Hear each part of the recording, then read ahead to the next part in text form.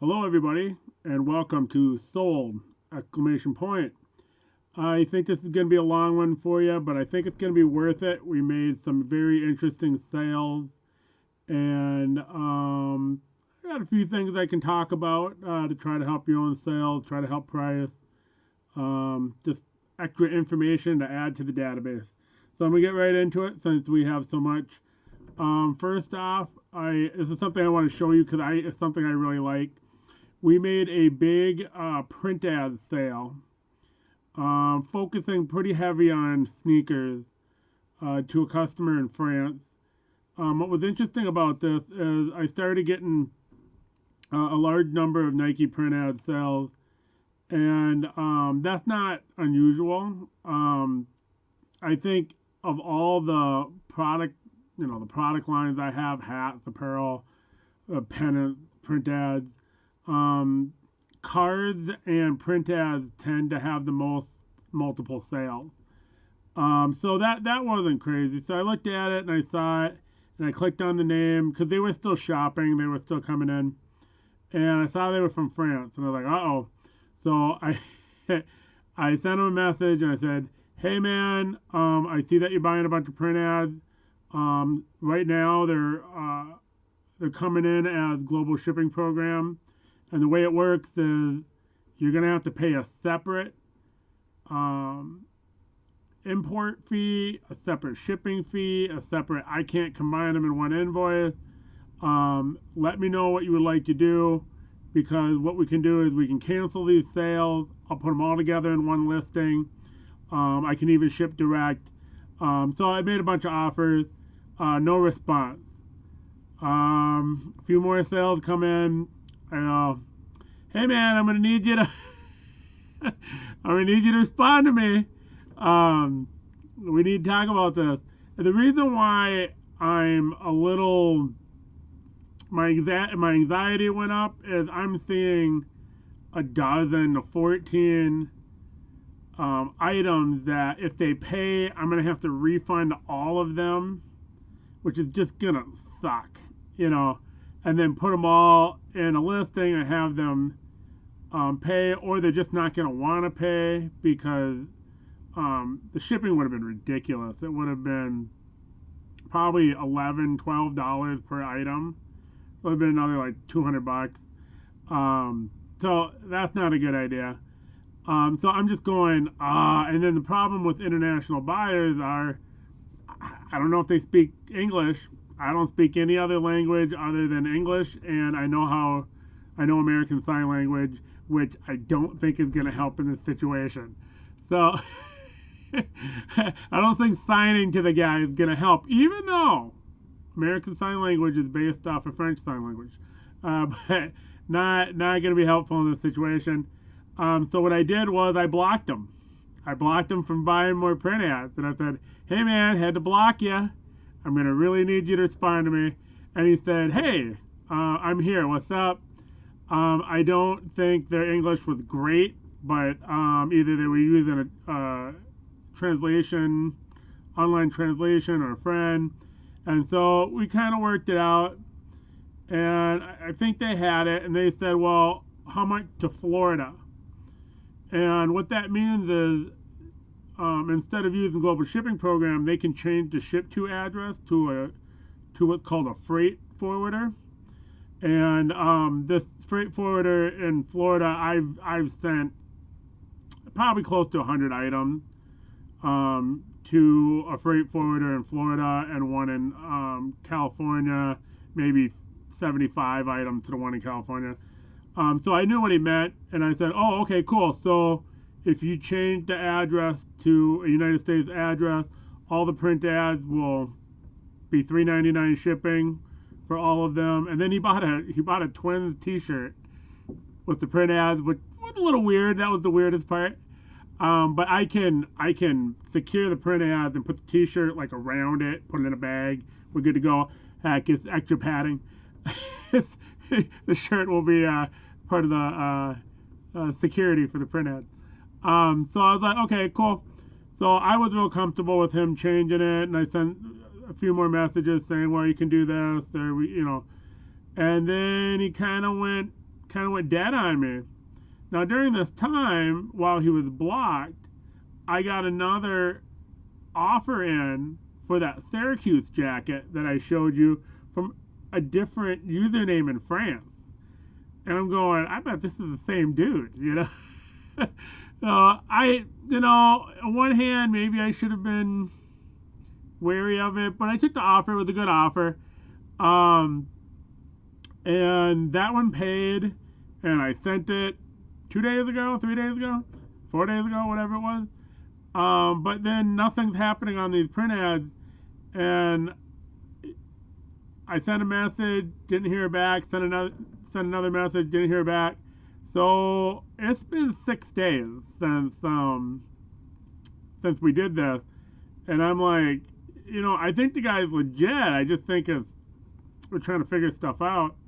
And so what I did was I just put in a bunch of unpaid item claims in, and 6 hours later I got paid. He must have woke up and went, what? But that email was probably gave him a kick in the pants to get this done, because it would have sucked to have to reload all these back in the listing. I mean, it wouldn't take him that long, but it might take 15, 20 minutes out of my day, and I wouldn't have got paid for it. So without further ado, what we have are 16 print ads and 1 t-shirt. So I'll show the shirt, $10, or actually 15, because 5 is gonna go in shipping. So a nice Nike plain twin tee. How do I want to do this? Booyah. Okay, so alright, so I want to show these print ads. They're really cool. I really love print ads. I really think people are going to discover them at some point and start doing collections. I'll pull out my binders and start flipping through the Nike ads, and they're fun to look at. They're just like baseball cards, in my opinion. So this is cool. This is an evolution of skin. This is a what would you call it? A booklet, an advertising booklet that you would find in the middle of a magazine. And so this is a dry fit, or Nike fit, I guess they call it, but a dry fit advertisement. I think that is, the name is escaping me, Track Star Olympics. Got Scottie Pippen in here, few others. So it's a bunch of their ads that they've done all in one booklet. This Foot Locker ad's really cool. I really like it. I've actually sold this ad twice already. It's not a super rare one, but it's a really cool one because it has, LA Gear, Reebok. I don't even know how to say it, a Via, which I have a couple ads for, but those were like 70s or early 80s.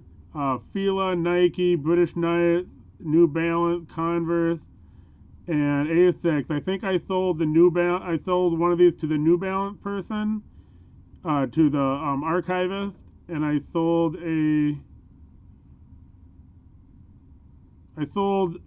one to the Reebok archivist. Next up, this is actually a pretty common ad. This ran in a large number of different magazines. This is just the Foot Locker. It's early 80s, 82 maybe. Sometimes they're dated. I want to say around 82, 83. It's a cool ad. It's got, you can see a bunch of shoes in the background. I really like this one. This is another one where this is going to be, not dated. Another one for Foot Locker. There's a large number of shoes right here. And then, we're talking early 80s. One difference is sometimes this bottom shows all the malls in Minnesota, because I would have got this out of a magazine from a Minnesota subscriber. But these will change depending on where the magazine will come from, or it'll be a white stripe. So these are, have some variations to them. This is another Foot Locker ad. Again, not a super rare ad. This was in multiple magazines. I think I've sold this maybe once before too. But has just a ton of different shoes. This is mid-90s. This one is a 1989 Foot Locker ad. Has a lot of shoes that came out during that time. This came out of a Final Four book. So this is kind of a hard ad to get because those Final Four books are not easy to find. And then we got this for the Athletic Addict, which I don't remember. But another one where you can see the store in the background, and you got this really cool Adidas tee in the background. I thought that was really cool. This was kind of random. He got 2 video game ads.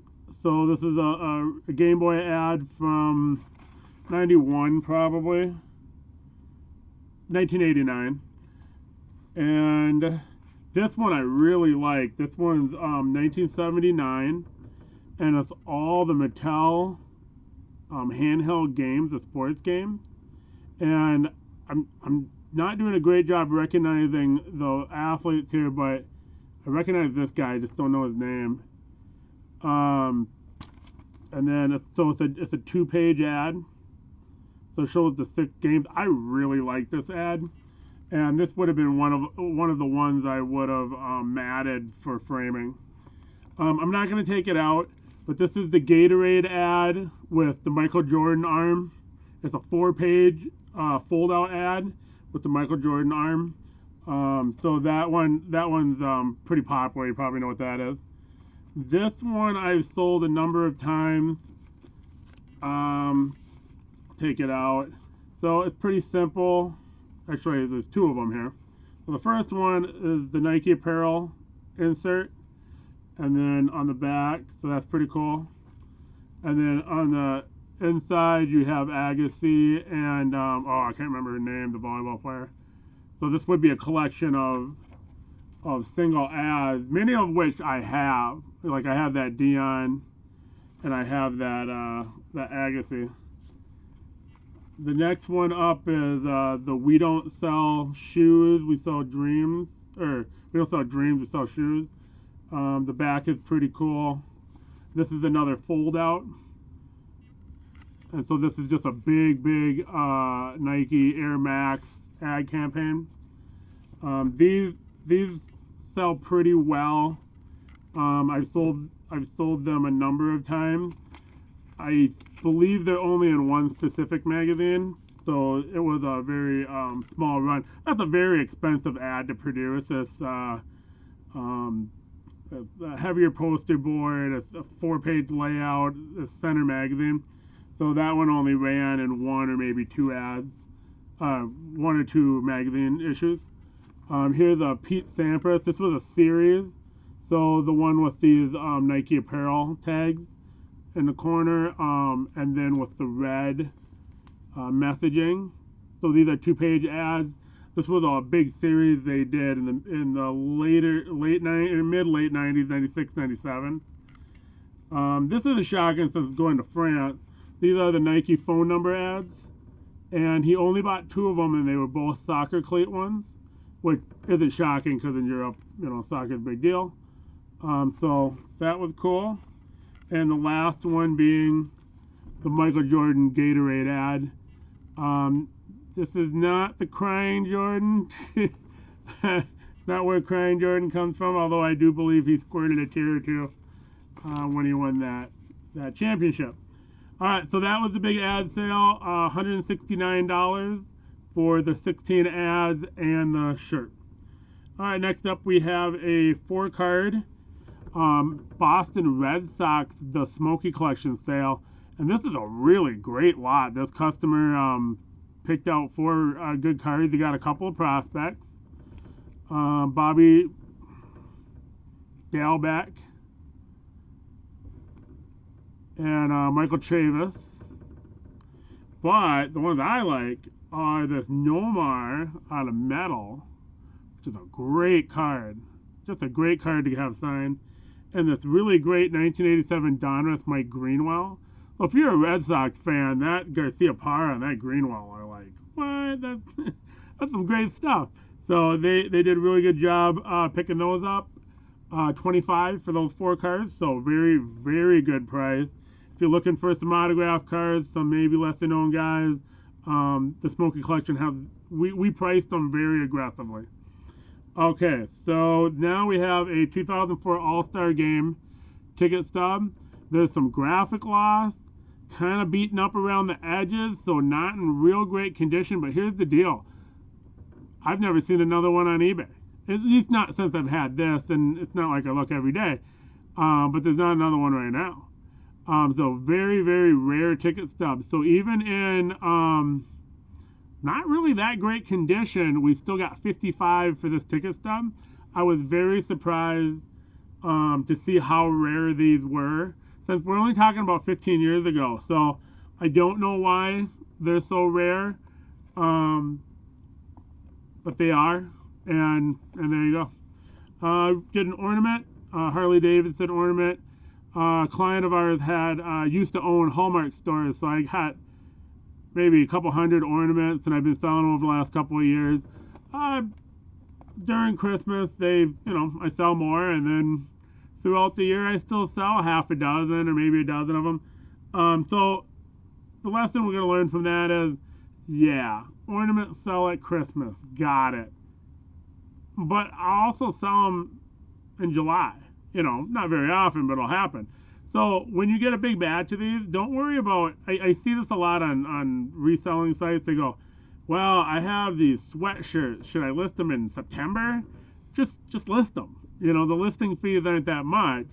I sell sweatshirts in July. I sell shorts in December.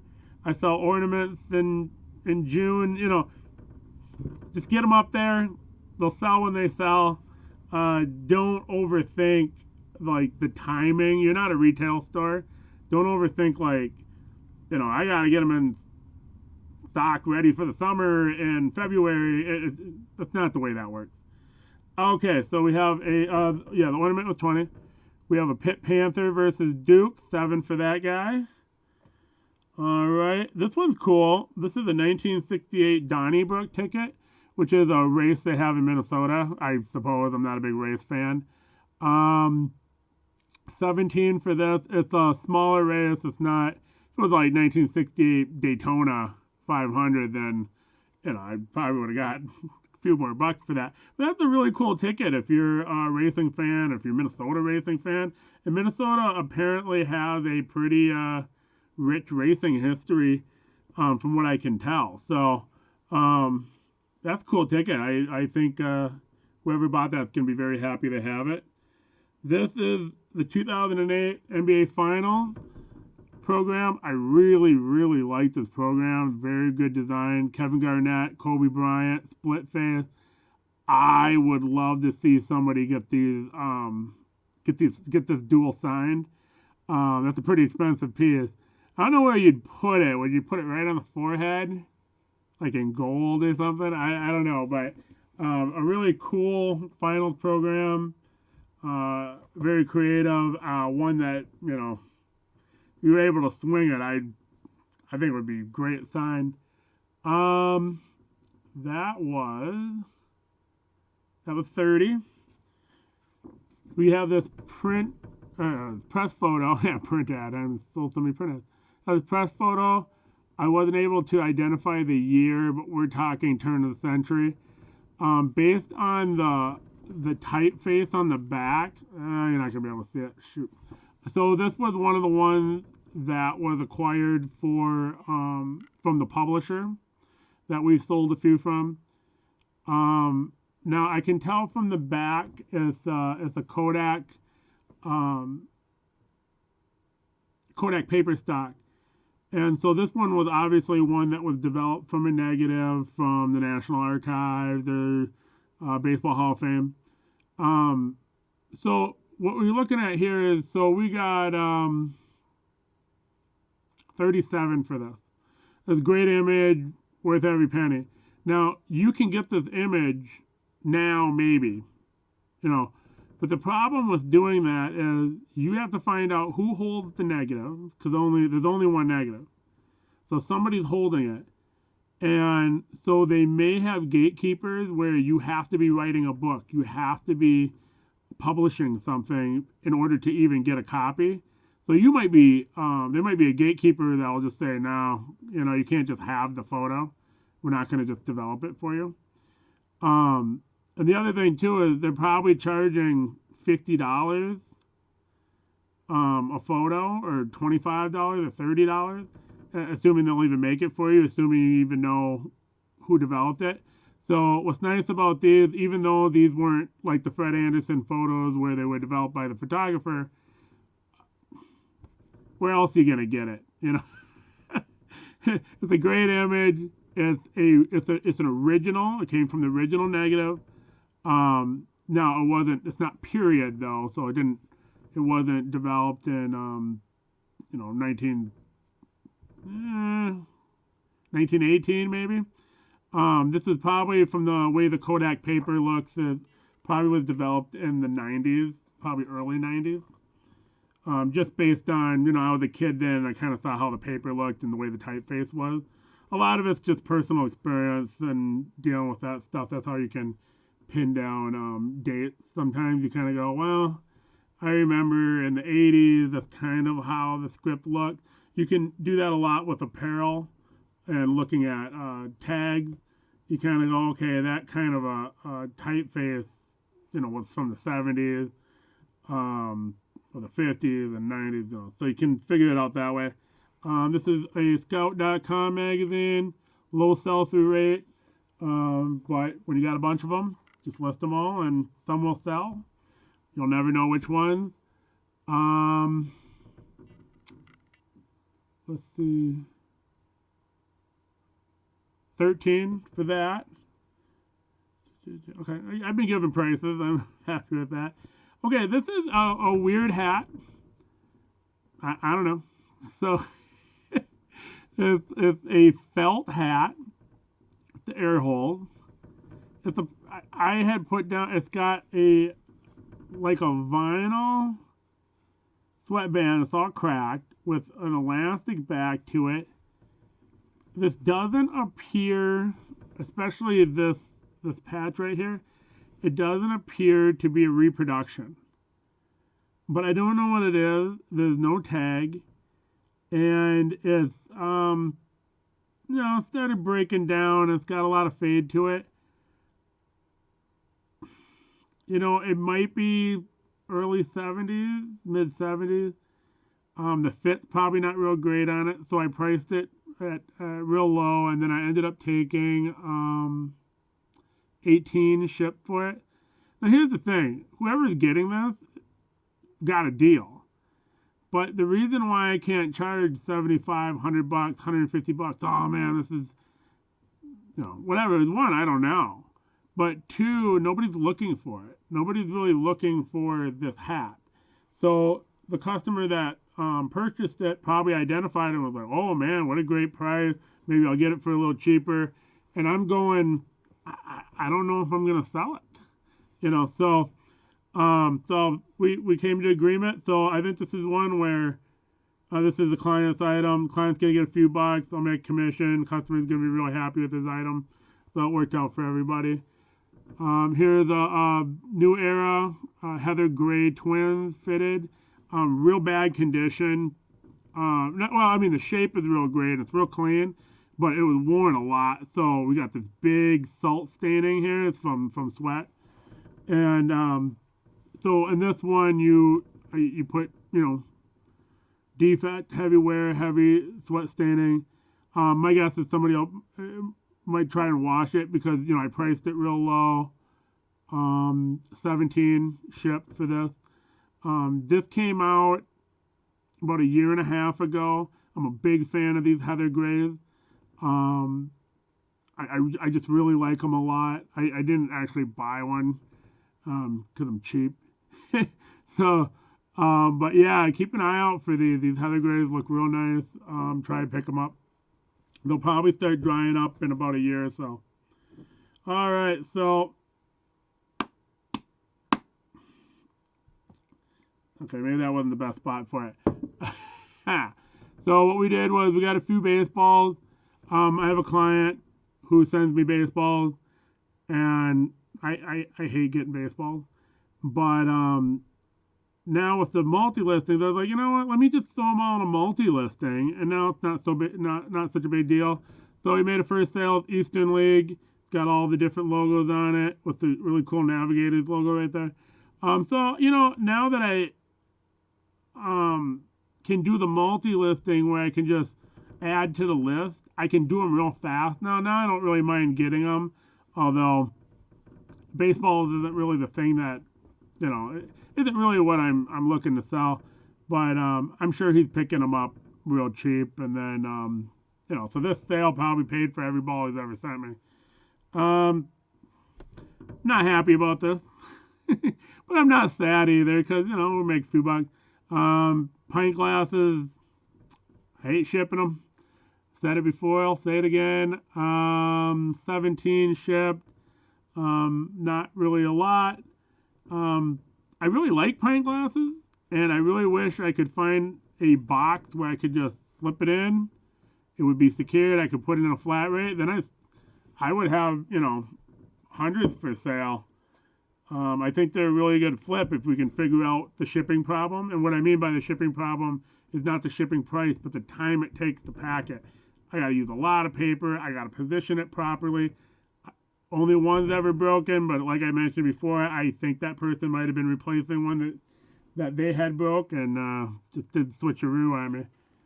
All right, so we got this cool Joe Montana Pennant, heavily creased, rather poor condition, but still looks good. It would still display. It's got this weird something there. So this was one of our lower priced ones, 16. Now that's one that I would actually sell for $5 shipped if you bought another pennant, you know. So if you bought a pennant and you said, hey, how much to add the Joe Montana? I'd be like, maybe not for $5. I'll throw it in there. But if you're just buying the Joe Montana, I'm not discounting anything.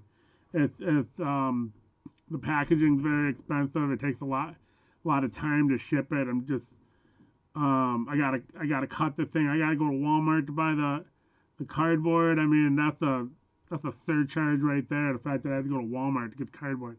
So I'm not a Walmart hater, but you know, going to Walmart just to buy cardboard is not cool. Okay, so this is awesome. So we had sold one prior. We sold a Gary Payton for $85. This is a Ken Griffey Jr. This is a 20 by 16. I don't know what they are, but I believe that they are retail promos. They're made from not cardboard. Why can't I think of the word? I hate it when that happens, when I can't think of the word I want to say. Poster board. There you go. Made from poster board. Here's the thing about this one is I can't find this poster on eBay. Now, I didn't really go to Google Images to see if I could find it anywhere. But I want to say maybe I did when I first got them and I couldn't find the image anywhere. I don't know if they ever made this poster. So, you know, we got damage down here, lots of creasing, but it's a very rare size. It may be a very rare image. 55 for this guy. Customers should be very happy that he was able to locate the listing for that and buy it. I have maybe 15 more different ones, and I think as they get discovered, they'll all sell. It's just no, I don't think anybody's looking for them because I never knew they existed, and so people are just gonna have to stumble on them and kind of go, "What is this?" and "Why is it such a weird size?" and it's poster board. But I think when they realize what it is, you know, the people who are buying them at 85 and at 55, my two buyers so far understand exactly what they're buying, and they're probably very excited to get it. Had to be a situation where people know that they're out there, I probably could charge more for them. So my price is more of a, well, nobody knows they exist, and they got to be stumbled upon. So it's the great champion USA basketball, Vince Carter. Got the wide shoulders. You know, you pick up champions when you see them. You know, let's not you know, you're more of a beggar in this situation. But customers do like the thin shoulders over the wide shoulders. I don't know why, but they do. So take that for what it is. Okay, so we sold the Champion Heritage Cornhuskers track jacket. I talked about Champion Heritage, that it's relatively recent, but there's not a lot of supply on eBay. I looked it up before I did the video. There are only 16, it said there was 17 listings, but one wasn't Champion Heritage. So there's only 16 items that are Champion Heritage on eBay right now, and 6 of them are mine. So I don't know the backstory on these. They're really nice. They're high quality. Lots of patches. Look on the back here. Nice big end patch on it.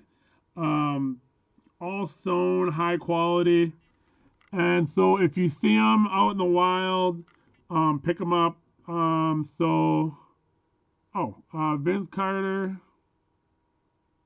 35, and 32 for the Cornhuskers.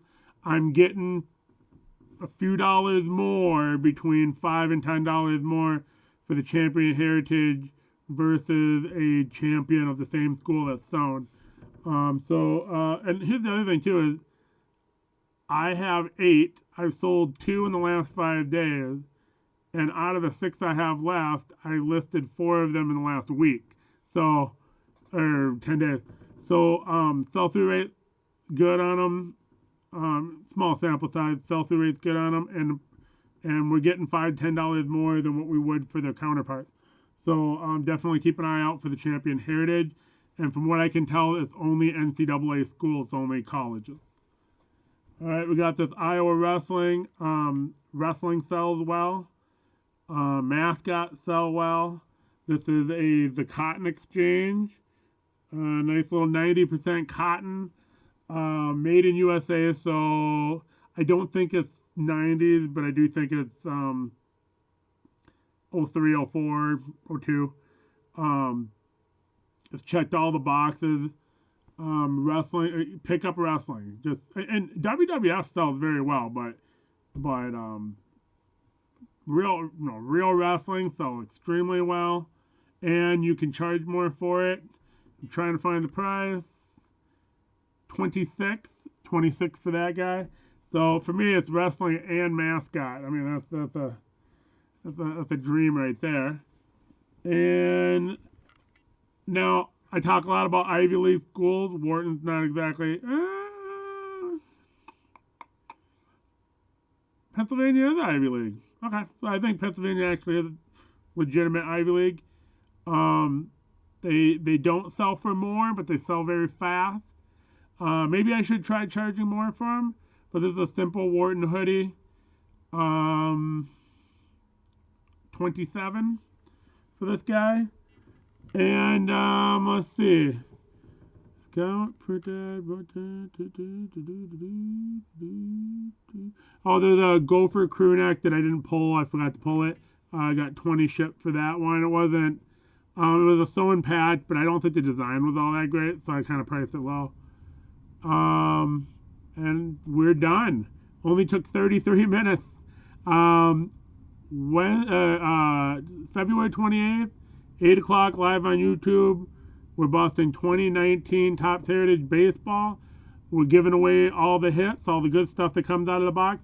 Please tune in. Thank you for watching this video, and have a great day, guys.